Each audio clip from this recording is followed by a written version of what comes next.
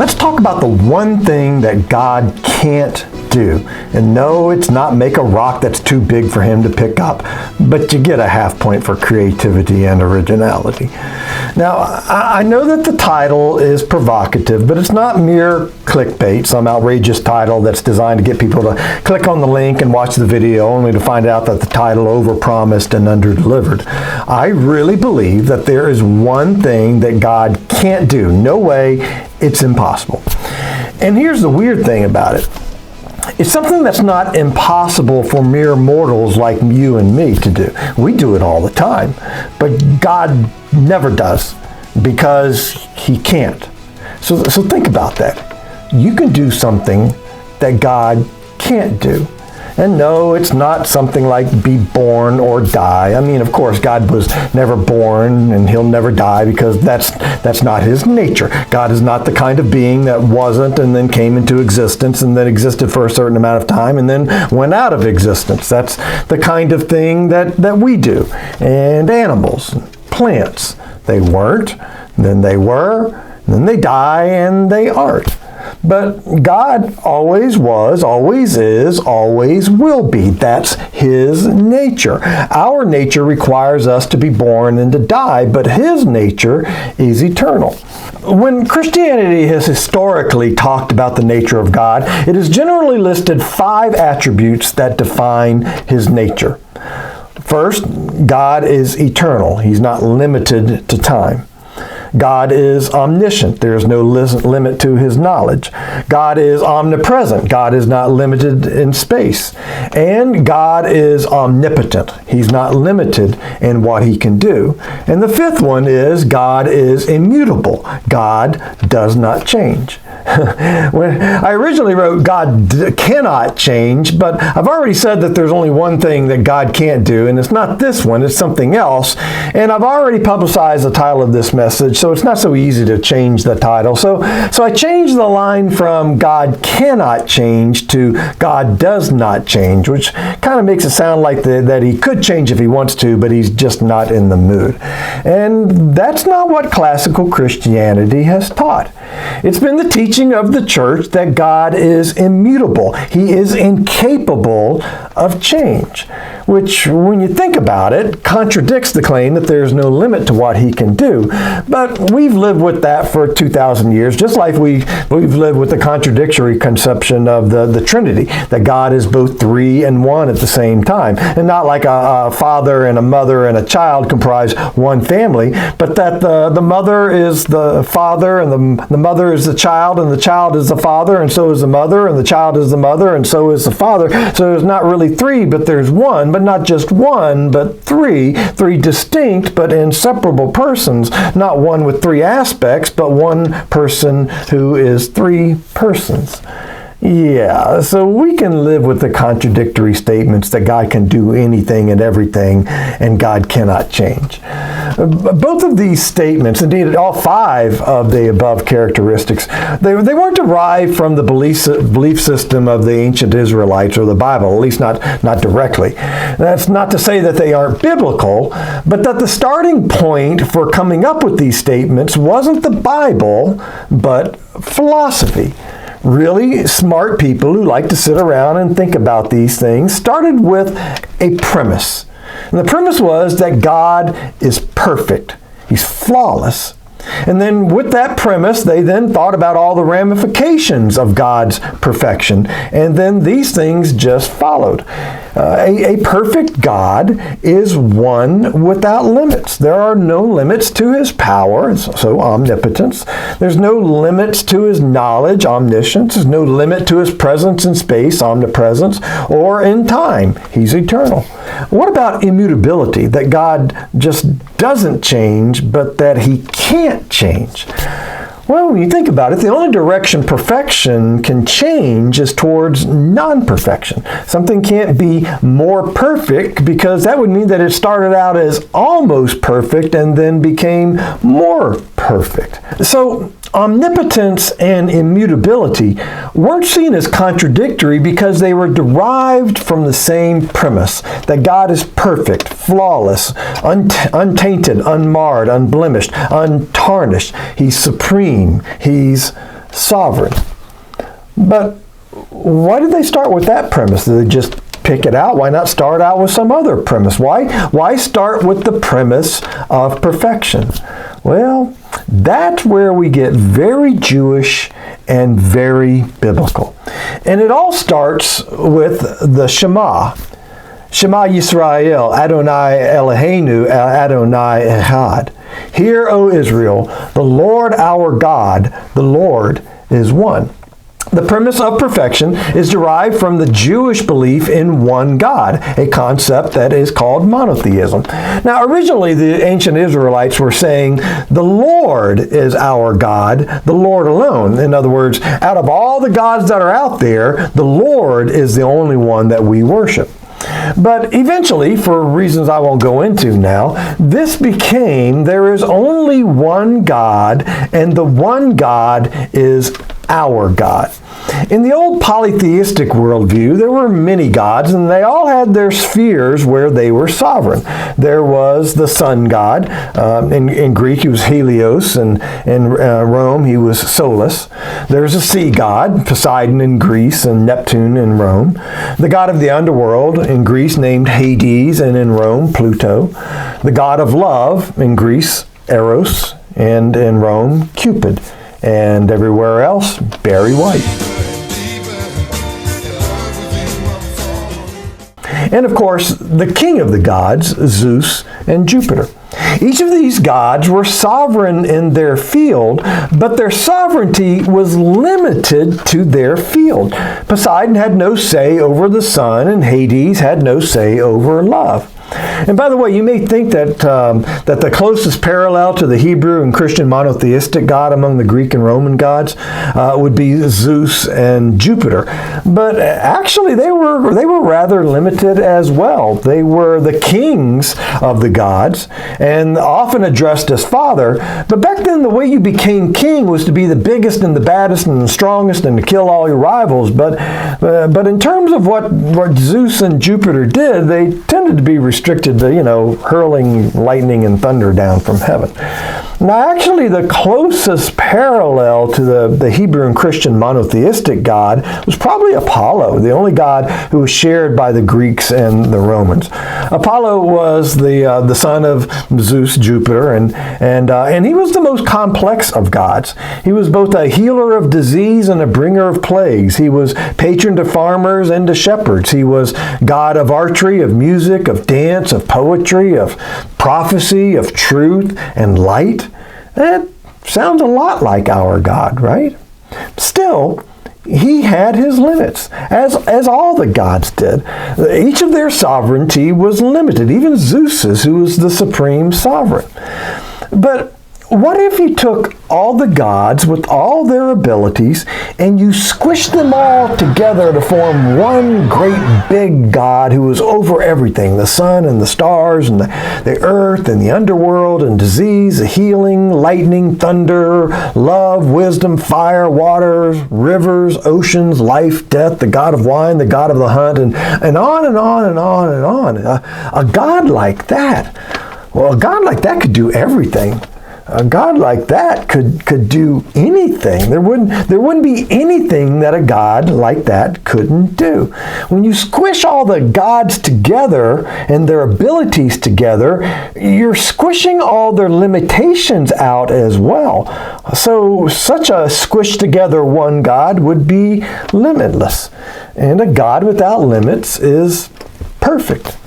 And if there's only one God and that God is perfect without limits, then that God must be uncreated, because to be created is to have limits. In other words, there was a time when you were not, and then you were created and came into being. And if you have a limit on one end of existence at the beginning, then you can have a limit on the other end of existence, where you once were, but now are no longer. And to be created means that there's a creator, which means that there is something greater than the one perfect God, which means he's not actually the one perfect God. The one perfect God must be uncreated, which means that the one perfect God must be creator. And thus, Roman Christianity, and in the West, we're all descended from Roman Christianity, Thus, we went down the road of defining Creator God as perfect, immutable, omniscient, omnipresent, omnipotent, all-powerful. God can do anything. There is nothing God can't do. And I'm saying there's one thing that God can't do. You see, most of Christianity may be Roman, the only exceptions being a small group of Coptic Christians in Egypt who never fell under the influence of the Roman Christians, and the Orthodox Church in Greece, which broke away from Rome. But the rest of Christianity spread from the missionary efforts of the Roman Catholic Church and then those of the Protestants who separated from Rome, as well as the colonizing efforts of both Catholic and Protestant countries. But, and I can't remember if I've mentioned this before, except all the time, the Bible wasn't written by Roman Christians. It was written by Hebrews, every single word, from a Jewish mindset and a worldview that's Jewish. And much of it was written to Hebrews, and even those Gentiles that were addressed in Jewish terms.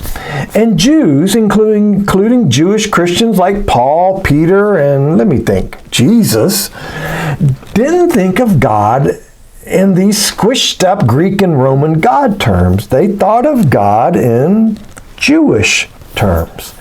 And Jews didn't think in terms of perfection as in flawlessness, but perfection in terms of completeness, which is a different kind of limitlessness. You don't need to be flawless to be complete. But when you're complete, you don't need anything else. You aren't subject to the limitations of perfection. Now, I'm not saying that Jewish Christians didn't think that God was omnipotent or omniscient. They just would never have thought to envision him in those categories. Those weren't Jewish categories. Those weren't the ways that they described the nature of the one true Creator God to each other over the dinner table or to each other when they wrote books and letters that later on became part of the Christian Bible. They used terms like merciful and gracious, slow to anger, abounding in steadfast love, and faithful. And then the New Testament Jewish writers took those characteristics and drilled them down to one characteristic that embodied them all, one characteristic to rule them all. In Hebrew, it was hesed, steadfast love. The Greek equivalent of hesed is agape, unconditional love. And that's it. That says it all about the nature of God. And somehow, in looking at the limitlessness of perfection, the Roman Christians landed on unlimited knowledge, unlimited presence, unlimited existence, and especially unlimited power, and they never quite got to unlimited love. Well, I mean, that's not true. They did, but always with an asterisk. They never put an asterisk on God's omniscience or his omnipresence or his omnipotence, but they put an asterisk on God's unconditional love. And you don't believe me? Have you ever heard a born-again, Bible-believing Christian put a but on God's omnipresence? God is omnipresent, but God is omniscient, but God is omnipotent, but I never have.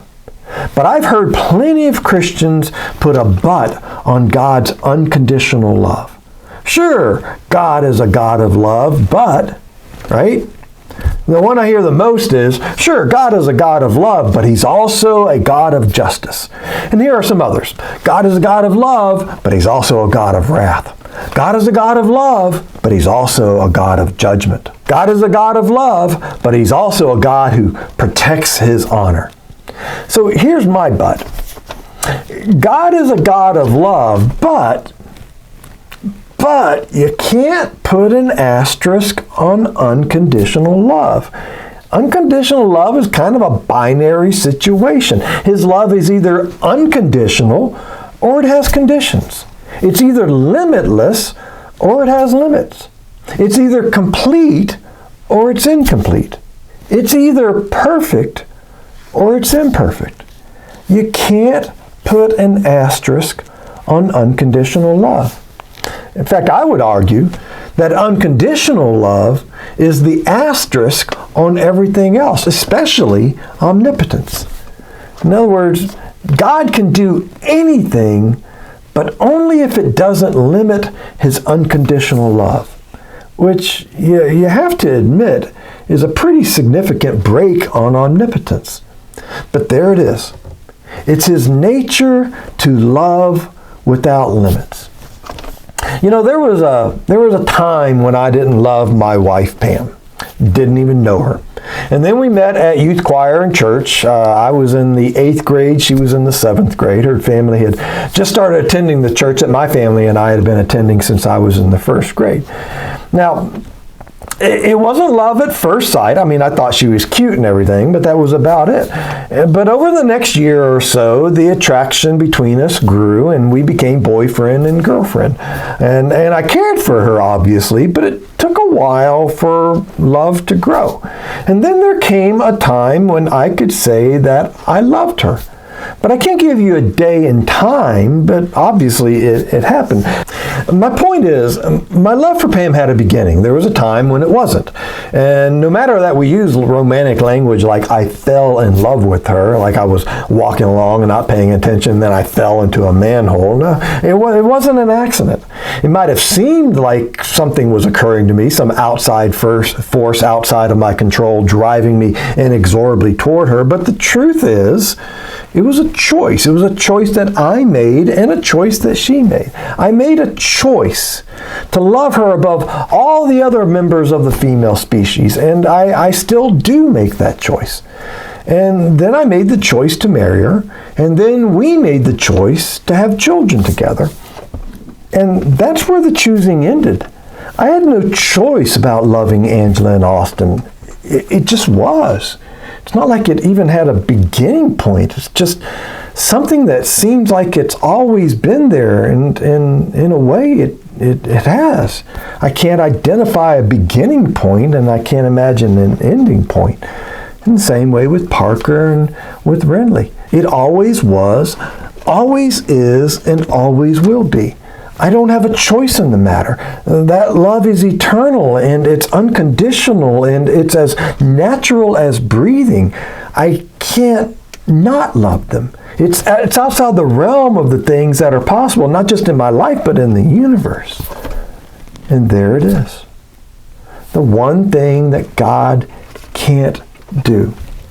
It's in the nature of God to love without limits, and he can't do otherwise. To do otherwise is to cease to exist, because a God who limits his love is not God. We are his children, made in his image and likeness, and there is nothing, not even sin, that will cause him to ever love us less than he already does.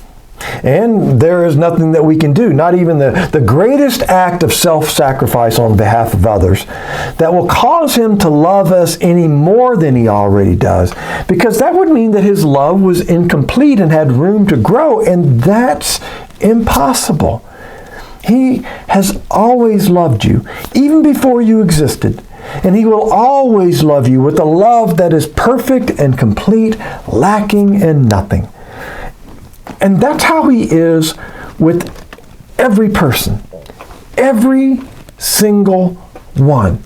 Every person, no matter how good or how evil, is the object of God's unconditional love. Which means you better be careful how you treat other people, because, you can mess with me, but don't mess with my children. Don't mess with my grandchildren. And you can mess with God. He's pretty big. He can take it, but don't mess with any of his other children. John makes this really stark. Look over at 1 John chapter 4, verses 7 through 12. Beloved, let us love one another, because love is from God. Everyone who loves is born of God and knows God. Whoever does not love does not know God, for God is love. God's love was revealed among us in this way. God sent his only Son into the world so that we might live through him. And this is love. Not that we loved God, but that he loved us and sent his Son to be the atoning sacrifice for our sins. Beloved, since God loved us so much, we also ought to love one another. No one has ever seen God. If we love one another, God lives in us, and His love is perfected in us. And once again, that word perfected there means completed, or even better, fulfilled. When we love one another, God's love is fulfilled in us. And that's why Jesus insisted that we love our enemies, because they too are God's children. And to love someone who isn't treating us very lovingly develops God's love in us toward perfection, towards completion, toward the fulfillment of God's plan and purpose in each one of us. And just as God hasn't stopped loving us and hasn't stopped developing His love in us, He hasn't stopped loving them and developing His love in them. And if you need some more time to develop that love in you, then, well, maybe consider giving someone else that same latitude, that same grace. Because God isn't done with them. And He's not done with you either. Because the only thing God in all of His omnipotence can't do is be done with anyone.